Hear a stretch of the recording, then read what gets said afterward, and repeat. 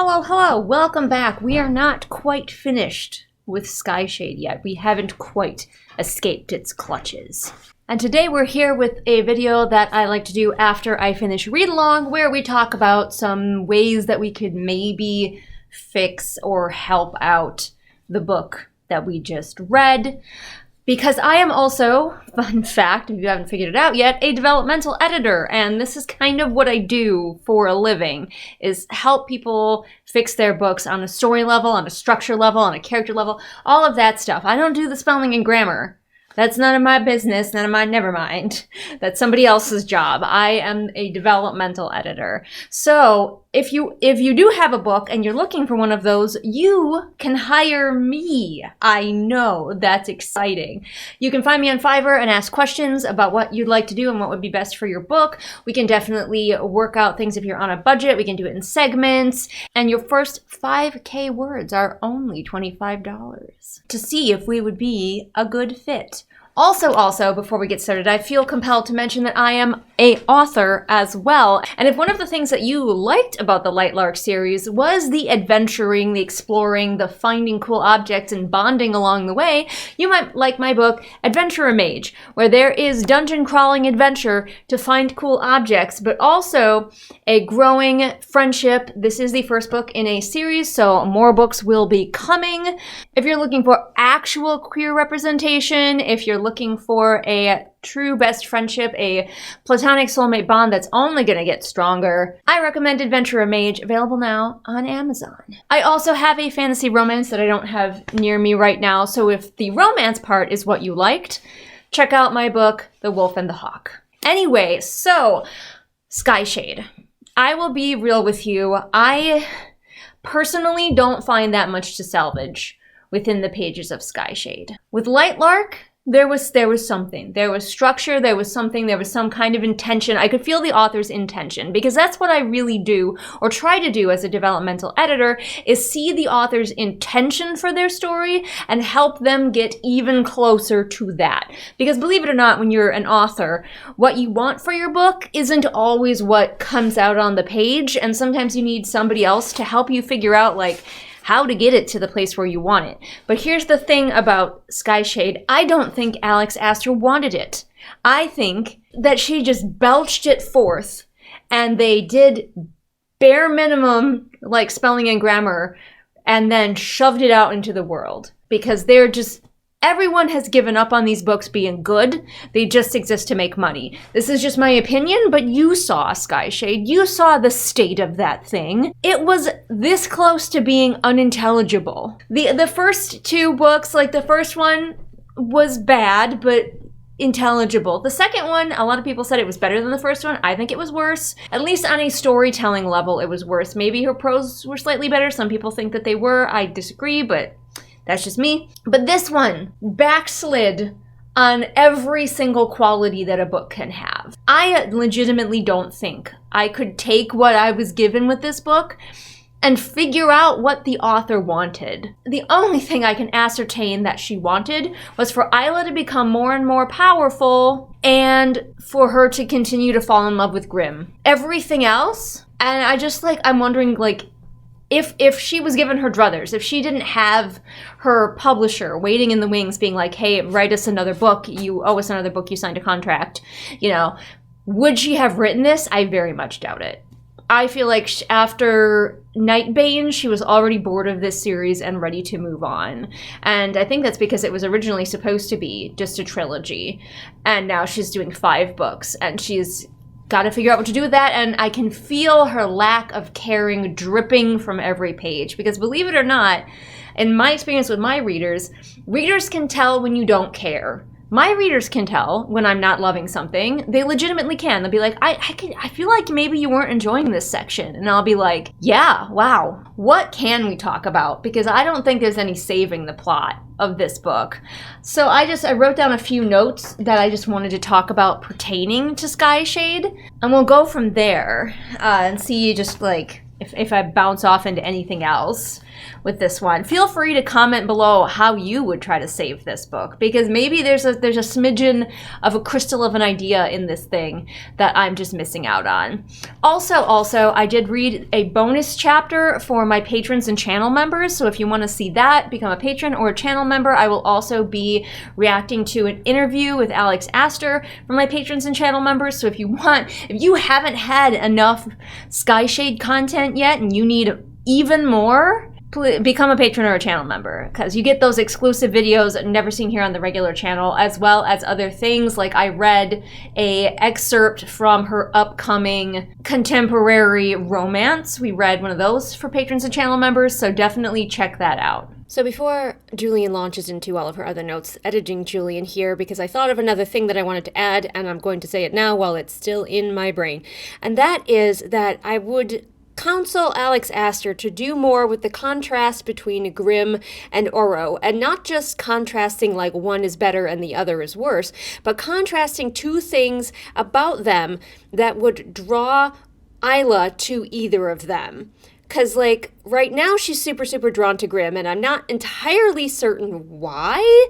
Especially in this book, I don't even really feel the attraction, and this is the book where they get to be, like, the most together, and they feel the least chemistry. And then there's her and Oro, who never really had a whole lot of romantic chemistry, and I think Aster is running out of ideas of what to do with him. But if we were really going to treat this like a love triangle with their respective deserves, we would have these two boys in contrast. I mean, you've already got it. You've got the dark, cold one and the bright, warm one.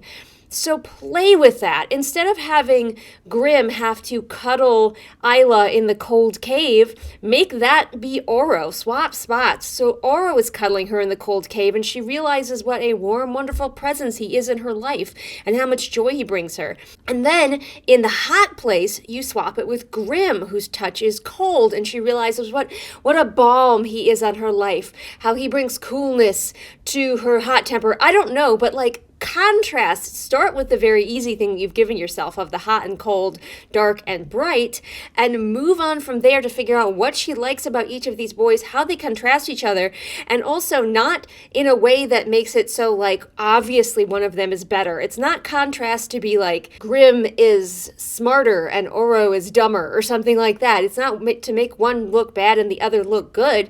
It's to show the different elements of these two people that would attract Isla. And, you know, by extension, the reader. But my notes, a couple of them are just like questions, like things that I didn't think of during the read-along that I'm still asking questions about. Like, for example, Isla is immune to curses. That is one thing that has been true about her since the first book. And also, I think we find out in this book, I can't remember exactly when we find out, but the reason that the rulers are linked to their people, and if the ruler dies, the people die, is a curse, which means that Isla is not connected to any of her people at all. Isla could die and nothing would happen. According to the rules that we have set up, she would also be immune to the curse that binds her to her people. Which just brings up so many questions about who is the ruler of the wildlings and starlings and whoever else she finds herself in charge of. Who would die? Is it Poppy and Tara? I feel like it must be Poppy and Tara. If Poppy and Tara die, I feel like the wildlings will all die. I think Poppy and Tara are, unbeknownst to them, they are the lesbian power couple in charge of the wildlings. That's my theory. I don't think that's probably going to come to fruition because I legitimately don't think Aster has thought of this, or if she has thought of it, it's only going to be in terms of Isla. So Isla will figure it out someday and realize that she's been free to go on adventures all along, and she hasn't actually been tied to her people ever. And she'll probably be like, well, damn it, why was I spending any time caring what the poors think? Because I didn't even need to care at all. I wasn't their ruler. The second thing is that you remember at the very end of the book, we were screaming towards the ending of SkyShade, and Isla went to her mom and dad's cabin that has totally always been there, but she just never knew about until now. And she went in there, and perfectly preserved on the table, exactly where he left it, was a lengthy letter from her father telling her entire backstory. And we find out, of course, that Isla killed her parents, but they knew they were going to die, so it's okay that she killed them because they knew and they kept her anyway. I feel like there's a lot of toxic messaging involved in that, with like parents being expected to keep a baby even if the baby will kill the mother. I don't know if we want to go too deep into that, but I have problems with that kind of thing. But they knew, the parents both knew, just like that Isla would be the most special who was ever special, which does make me wonder, is that just a thing that happens when Nightbane and Wildlings breed? Or not Nightbane, if Nightshade and Wildlings breed. So if another Nightshade had married another Wildling and they had a baby, would it also be an uber special awesome baby like Isla? Or was there some quality, like what else was in play here that created a demigod, essentially? I really want to know. Like, is it because originally, you know, the original people who created this place, who were in love, were Lark and Grimm's ancestor, whose name I can't remember, but it was silly. And so naturally, just inherently, the bond of Nightshades and Wildlings is just stronger and just creates better babies who are like, could have all of these powers and be super, super, uber cool?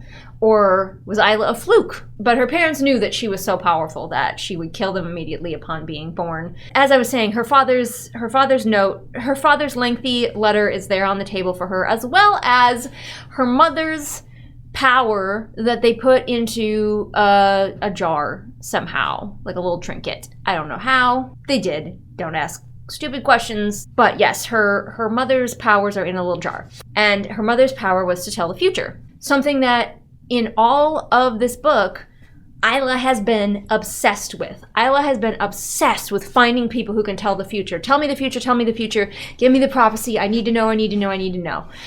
And then she gets this thing that will finally let her see the future, and she doesn't do anything with it. She's just like, I'm just going to save that for later. And I'm like, no, because Isla, this entire book has been obsessed with finding prophets. Most of this book was trying to find prophets and finding out that there are apparently a bazillion of them just all over the place. This whole time we were like, the oracles are the only ones who can tell the future, and it turns out everybody's got people who can tell the future. Every nation has multiple people who can tell the future. But now Isla could herself, and she doesn't. And there's no explanation given for why she doesn't, except for that she just like wants to live her life right now. I think there's like a bare bones, like one sentence. She'd do it later. She wanted to live her life her own way. And I'm like, no, she doesn't. Or she would not have spent this entire book absolutely obsessed with finding people who can tell the future. So yeah, that confused me. And now the final thing that I have in my notes that I wanted to talk about is the possibility that Alex Aster used AI to write this book, because that is a rumor that is going around. And even I accidentally perpetuated it by mentioning that the sex scene felt like it was written by a robot or an alien. It was not my intent to imply that it was written by AI, and I don't think it was. I think that ineptitude is all her. Like, don't give the robot credit for her failings. Do I think it's possible, though, that especially like some physical descriptions of places were written by AI? I do think it's possible. I want to come out here and say immediately that I am not saying that for sure she used AI. Definitely I am not saying that. And if she did not use it to write this whole book. In my opinion, so much my opinion and not anything else except for my opinion. All right, are we clear on that? Julian Greystoke, not the arbiter of all things true.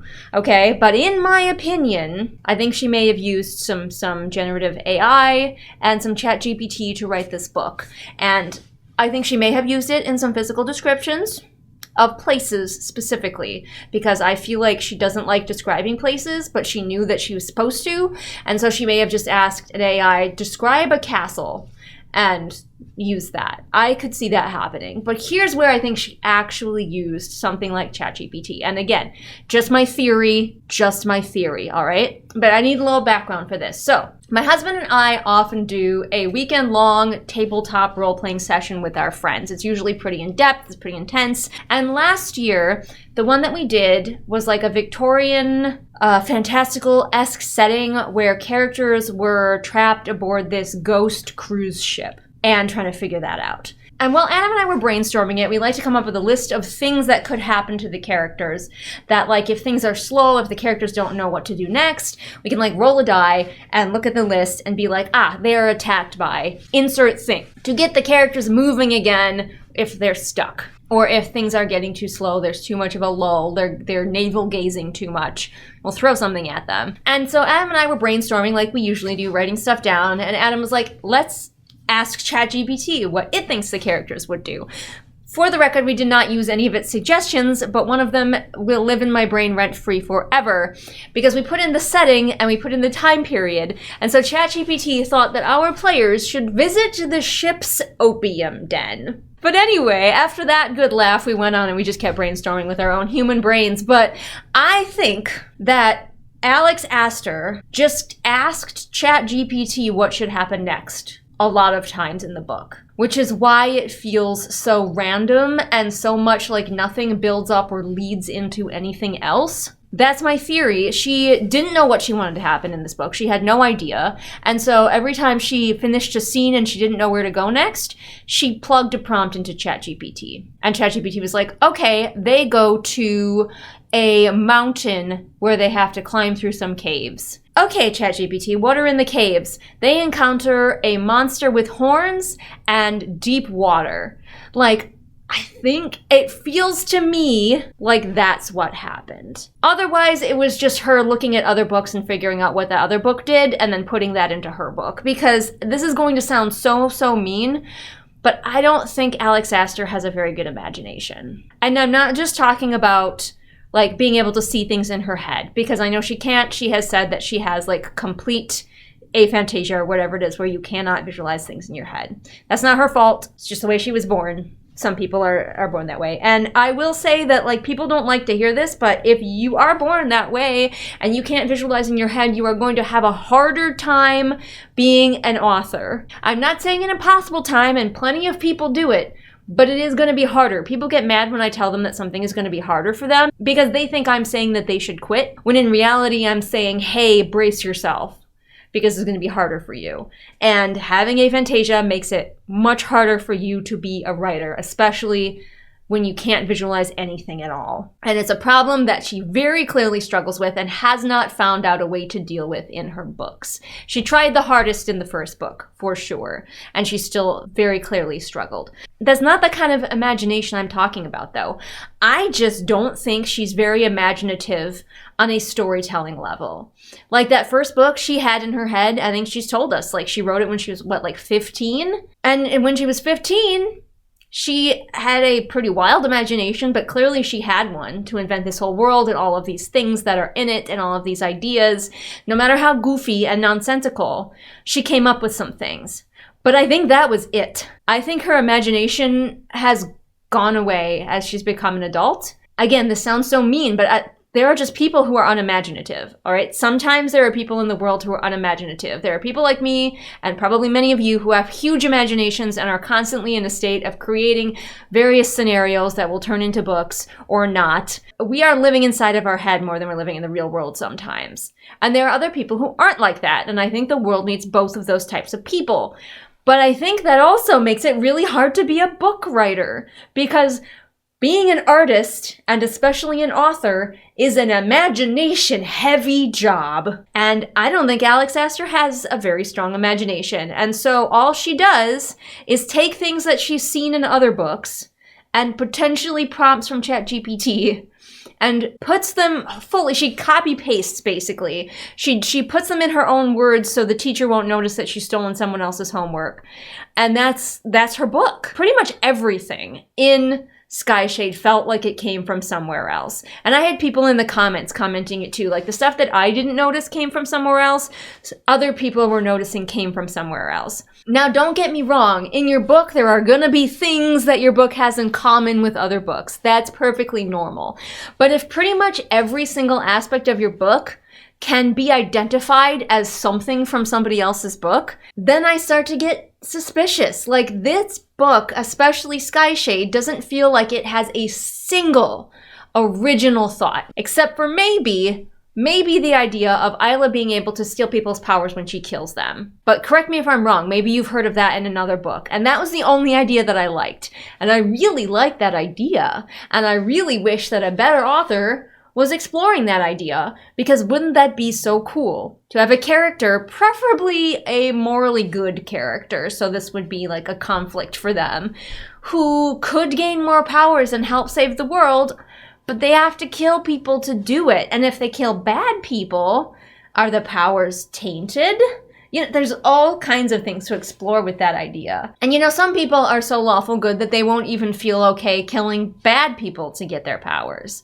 So there's all kinds of things to explore with that, and that is such a cool idea, and it will be completely wasted. It only exists in SkyShade so that Isla has a reason to have even more powers, because now, because she's killed so many random people, she could have any power at any time, and the author can just say, yeah, it's because she killed so-and-so, and they have that power. And Aster can't keep track of anything. I'm pretty sure that she does not have a series Bible. If you're making a series, you should probably have a series Bible, which is your book, your information, that is all of the things. Any lore, magic, all of your rules, all of your world building, all of your characters, all of that stuff that you need to keep track of, you need to have clearly written out for yourself. I don't care if you're a plotter or a pantser. If you're writing a series, you need a series Bible of some kind. And I don't think she has one. I think she's fucking going from memory sometimes. And I don't think her editors can keep up. Even if she had editors who were, in my opinion, either sleeping on the job or just being rushed so much that there's nothing that they can do. And I think the editors were also told not to care. I think everybody involved in this has been told not to care. Just get us a book out that we can give a boring cover to and that people will still buy because they liked Lightlark, and they really like Aster. They like her a lot. Somebody did mention that Alex's family may be bankrolling her book's publicity because she's still getting interviews on like talk shows and stuff. And most of the time, by your third book, unless you are like hugely successful, more successful than her, you're not still getting interviews about like your third book. Someone posited the theory, and I'm inclined to believe it, that her wealthy family is bankrolling her success by making sure that she's still getting on the talk shows. She's still getting up in front of everybody. She's still being invited to these author events. I think that they are doing that. Again, this is all speculation and rumor, and please do not, whatever you do, go out into the world and say anything that I have said here as facts, because they are not. They are just theories. Book theories. So I think those were all of my thoughts, my residual thoughts after SkyShade. And I did jibber jabber for a little while, so I don't feel too bad. But like, unfortunately, I don't have anything to say about how I would fix this book, because I would scrap this book. If I was Alex, this one's getting scrapped, this one's going by the wayside, and we are starting from square one and rewriting SkyShade entirely, because this is a messy disaster with no plot, no character arcs, nothing, except for Isla getting more powers and her and Grim going on cute dates in a Christmas village. Yeah. So comment below and let me know your extra thoughts about this book and any rumors and speculation you might like to have. Again, rumors and speculation should be tagged as such because we don't want to be spreading misinformation. This is just my thoughts. Anyway, everyone, I think this is the last of the SkyShade things you'll be seeing from me. If there's a book that you want to see as a read-along, comment it below and let me know. I have been eagerly waiting Jenna Moressi's next book, but it is taking a long time to come out. So I might be able to fit another read-along in between. Or perhaps if I start another read-along, that will hasten her, because she'll be like, Julian's busy. Now I will publish my book. So if there's a book, especially one that is very disastrous, like the Lightlark series, that you want to see me cover, comment below and let me know. I am reading the next Silly Dragon book, but I'm not doing a read-along for it. I'm just going to do another long-form review of it. Too friggin' long for a read-along, my friends. That's not happening. It would be so boring, too, for all of us. Thank you again for watching, and I will see all of you again next time with whatever it is I happen to be doing next time. Bye! Happy New Year.